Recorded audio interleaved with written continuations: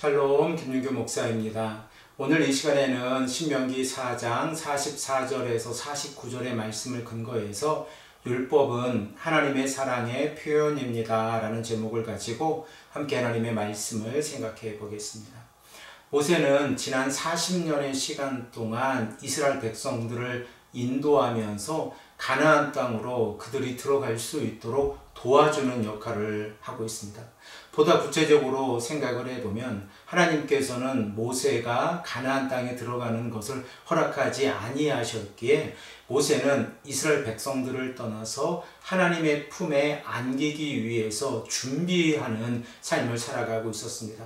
그러므로 모세가 모압 평지에서 출애굽의 2세대들에게 당부하고 권면하는 이 마지막의 메시지는 가나안 입성을 앞두고 있는 이스라엘 백성들을 향한 모세의 마지막 유언의 메시지라는 것을 우리가 생각해 볼 수 있습니다. 그러면 모세가 이스라엘 백성들에게 전하는 마지막 유언의 내용은 무엇입니까?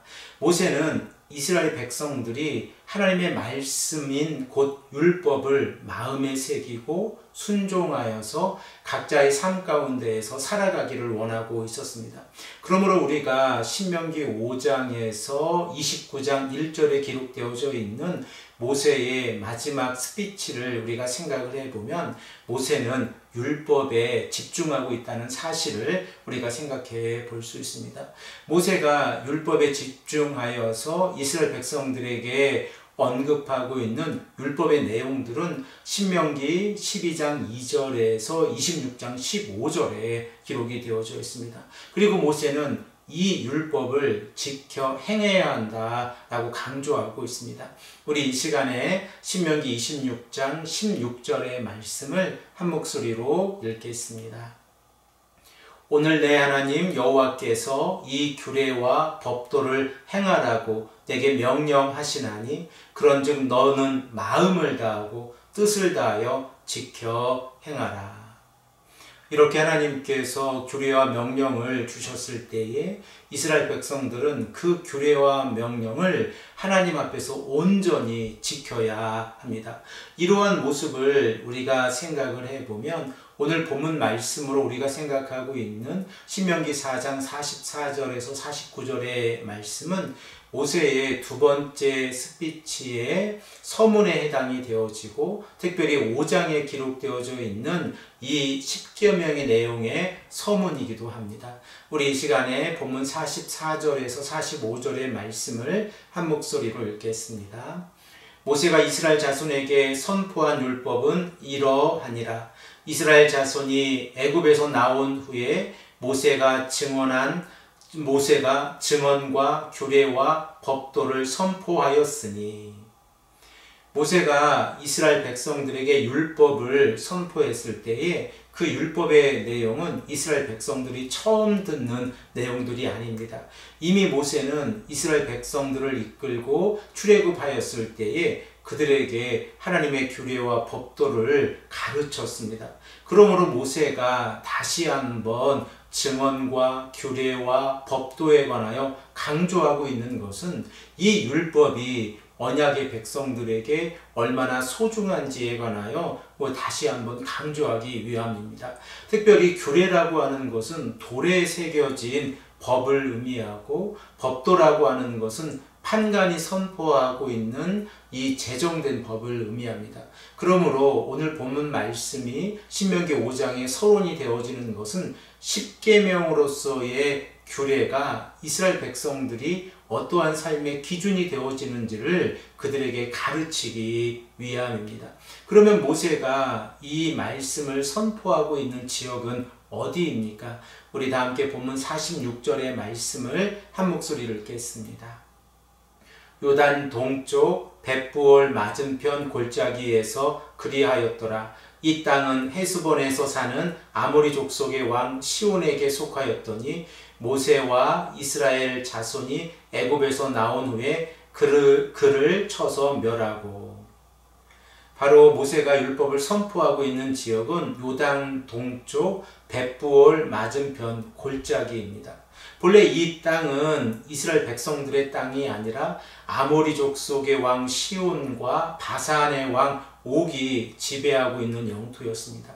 이스라엘 백성들은 이 지역을 평안하게 지나가기를 원하였지만 그들이 먼저 이스라엘 백성들을 공격하였기에 정당방위의 개념에서 하나님께서 이 땅들을 이스라엘 백성들에게 허락해 주셨습니다. 우리 다 함께 본문 47절에서 49절의 말씀도 한 목소리로 읽겠습니다. 그 땅을 기업으로 얻었고 또 바산한 옥의 땅을 얻었으니 그 두 사람은 아모리 족속의 왕으로서 요단 이쪽 해돋는 쪽에 살았으며 그 얻은 땅은 아르논 골짜기 가장자리에 아로엘에서부터 시온산 곧 헤르몬산까지요. 요단 이쪽 곧 그 동쪽 온 아라바니 기슭 아래 아라바 바다까지입니다.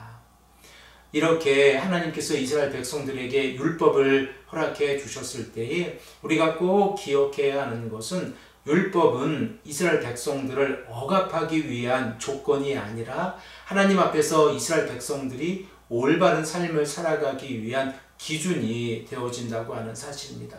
모세는 출애굽의 2세대들이 이 기준을 따라서 가나안 땅에서 살아가기를 원하고 있습니다.